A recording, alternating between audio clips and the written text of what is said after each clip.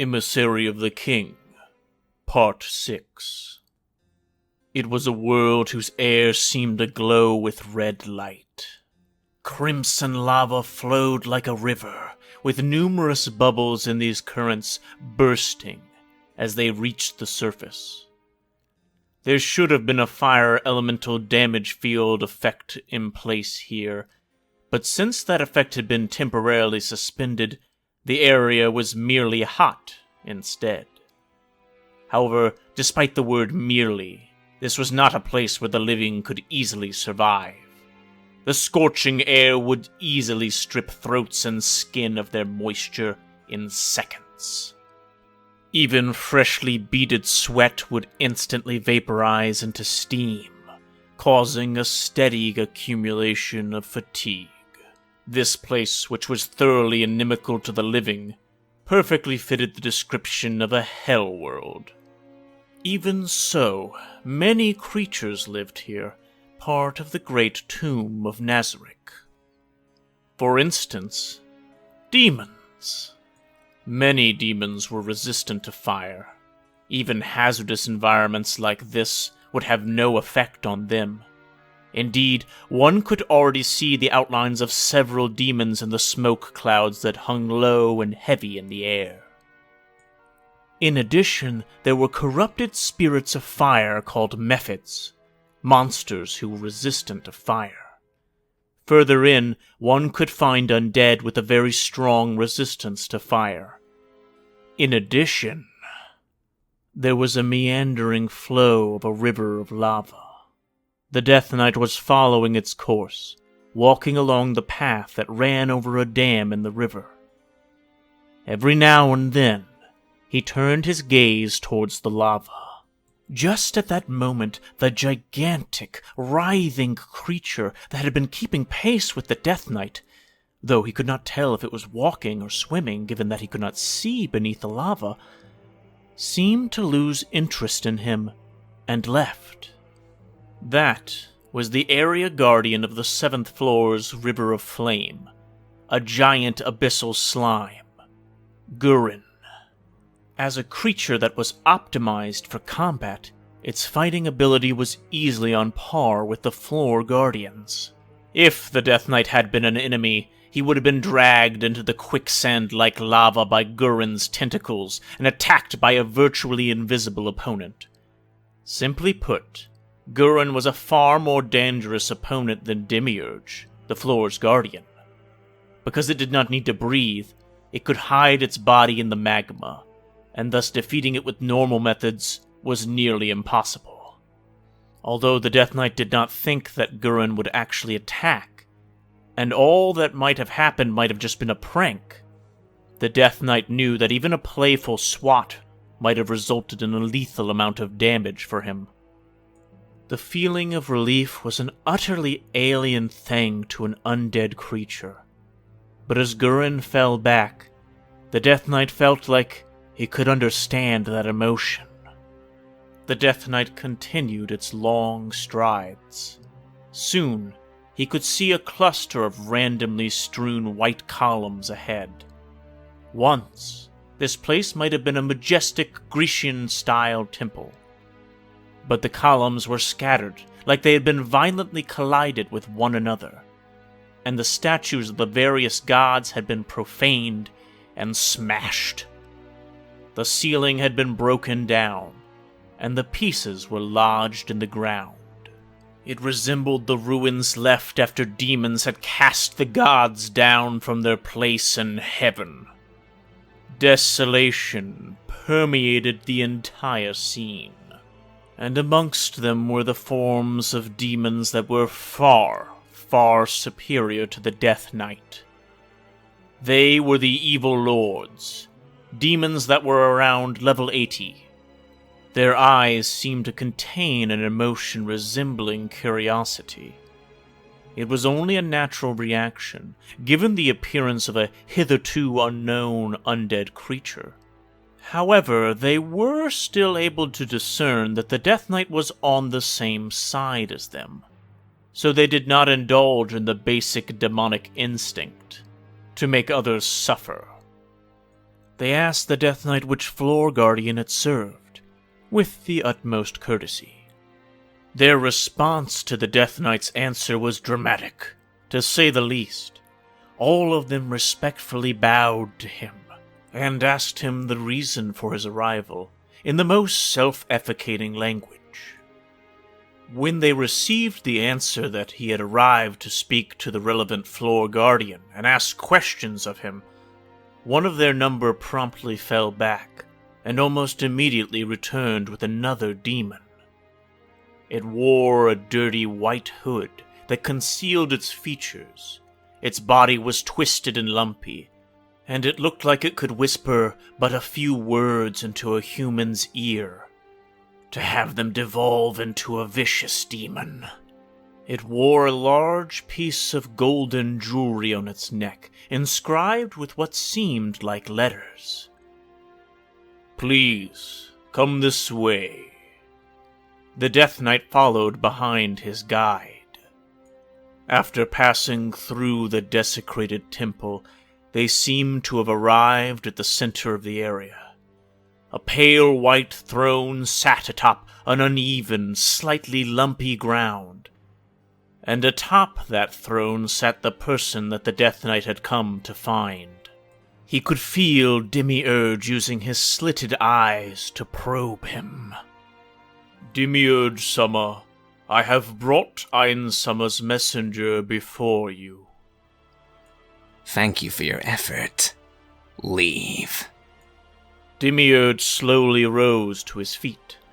Almost immediately, the Death Knight interjected that there was no need to stand on ceremony. Understood. You are? I see. As I thought. Like this. Just over an hour ago, someone passed through the 7th floor. Would that be yourself? There was no doubt about that. After the Death Knight nodded in agreement, Demiurge smiled. Oh. What orders does Ainz-sama wish to give me? Demiurge's smile seemed to gleam with anticipation. Unsurprisingly, the first question was the same as the previous time. I see. This is Ainz-sama's intention. Well then. I believe I can coordinate with any of the other Guardians in order to accomplish my objectives. However, I consider myself something of a jack of all trades, so during combat, I doubt I could work very well with the command-orientated aura. I feel I would work best when partnered with Cockyitis. But as I said before, even if I were unable to get along with any of the other Guardians, if Ainz-sama willed it, I would match my abilities to those of any Guardian or their subordinates. Indeed, even though I am ever incompatible with Sebas, I doubt he would take any actions that ran counter to Ainz-sama's dictates. Although the Death Knight had spoken with several other Guardians by now, this was the first time he had met anyone who actually said they would not get along with anyone else. Perhaps if he was a living being, he might have followed up and asked more questions, but the Death Knight was undead, and his heart was not troubled by such petty impulses. Seeing as Demiurge did not have any intention of continuing, he asked the next question. My desires? Then indeed, that is something of a challenge. Demiurge adjusted his glasses. May I ask about the motives underlying that query? Oh, my apologies. You need not answer. It is the duty of an excellent subordinate to discern his master's true intentions and take the necessary actions to fulfill them. Although, by my estimation, the exact nature of these motives can be narrowed down to 2 options. But which of them is correct? Or perhaps the 3rd? Demiurge was immune to fire, yet sweat drops began forming on his forehead. Although the Death Knight was freed from the burden of answering, it was not as if he could have answered in the first place. In the end, the muttering and murmuring Demiurge finally exhaled at the end of his ruminations. It must be one of those 2 options. First, If Ainz-sama wishes to know which domain this one wishes to govern for him after the world becomes his, then I will ask for the right to administer the sky on his behalf. The Death Knight nodded. After all, only his master could decide who received the sky. Alternatively, if he wishes to know what I would require to strengthen Nazarick, then my answer is that I would need nothing, although I do not know if you can fully convey the message to our master. I hope you will observe this domain. Demiurge spread his arms. This land, this dominion was designed and created for me by Overlord, so it contains everything I need to perform my function. Indeed, it may appear as a mere ruin to you, and the center, where we stand, may seem like little more than a barren waste, but many things are hidden within it. These tumbled ruins are the true expression of Overlord's love. Demiurge was all smiles. Still, an answer like this will be entirely too boring. If Ainz-sama is interested in replying, then please convey to him the fact that there is an answer I would like to know. Originally, I was intended to rule over 12 demons, yet now only 7 remain. I would be honored if you could tell me the reason why. Demiurge recited the names of the missing demons. Garira, Label, Belias, Kainan, Aberezia. I pray you will ask the master if those 5 demons remain in Nazarick. Then, is there anything else? The Death Knight shook his head. Is that so? Then, permit me to escort you to the teleport gate. The Death Knight indicated that he did not require such an entourage. After all, he clearly understood his master's desire not to be seen by any of the Guardians. With that, the Death Knight bade Demiurge farewell, and walked alone to the teleportation gate. This time, his master did not speak to him. After entering the teleport gate and returning to the 9th floor, he heard his master's voice. He was instructed to return to Ainz's room, and perhaps he might have begun sprinting, but then he remembered that encounter with the maid. Instead, the Death Knight elected a quiet jog that would not invite censure, and as he considered he might sometimes howl from time to time, he covered his mouth with both hands as a countermeasure against that.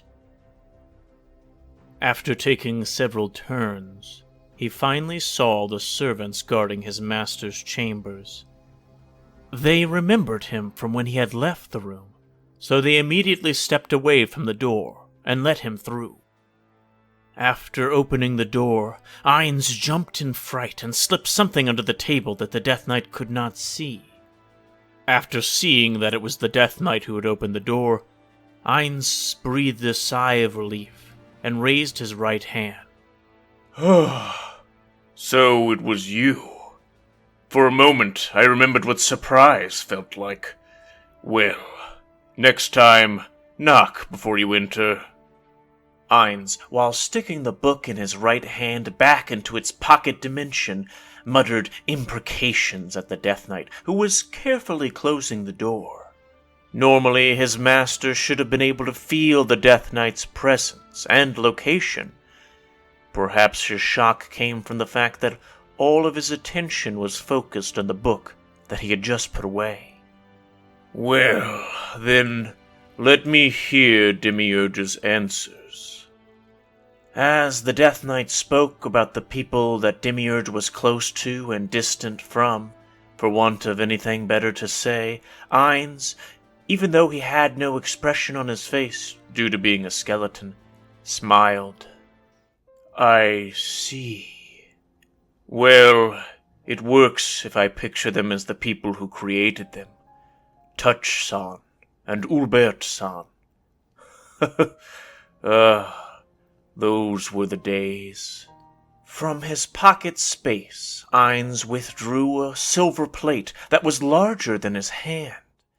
After manipulating the plate, an image appeared on it. This image depicted over 30 heteromorphic creatures, and Ainz pointed to 2 of them.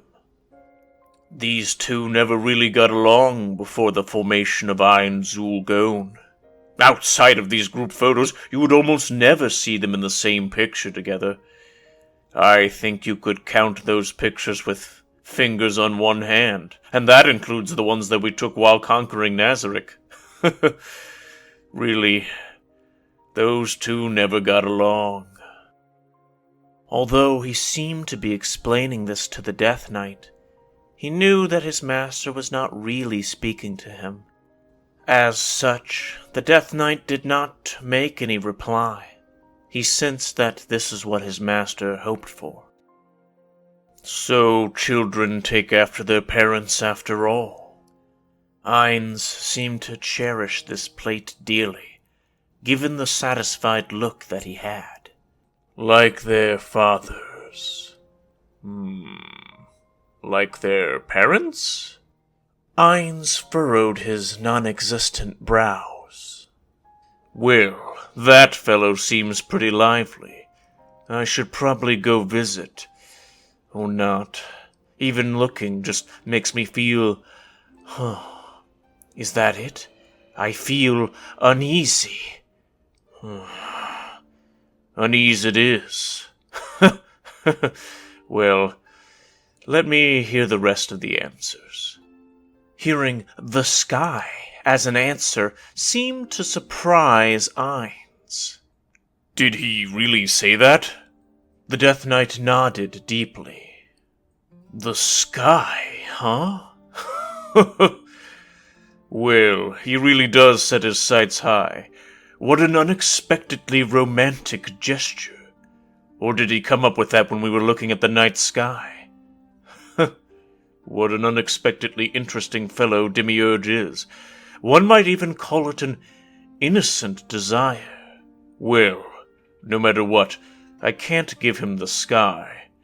But I could give him something close enough. The other answer was, I need nothing to strengthen Nazarick. And Ainz's face was the picture of shock as he heard it. The Death Knight relayed the rest of Demiurge's words to his master, and after hearing them, Ainz sighed. He's absolutely right. That's exactly it. Every guardian lives in a place filled with everyone's feelings, yet I, thinking I could do better than their creators, went to ask them what else they needed. What was I thinking? The only answer they should be able to give is that they don't need anything. Back then, when I designed Pandora's actor, I also gave him a fully equipped place to live in. Although that was meant to be our secret base. How embarrassing. How foolish I was. Am I really fit to rule? To manage this place? Silence descended over them for a moment. The air was somber and heavy, but the Death Knight could not speak any words of comfort, because he had not been allowed to do so. His master looked back at him with a bitter look on his face. Since it was my decision, I should see it through to the end. After all, this is also a lesson to remind myself of my own foolishness. Then the last one should be Albedo. Go, then. But the Death Knight did not move. It could not move. That was because it did not know anything about the subject in question. As for why... What's wrong? Why aren't you moving? Before that, Albedo's room. Where is it, anyways? End of Part 6.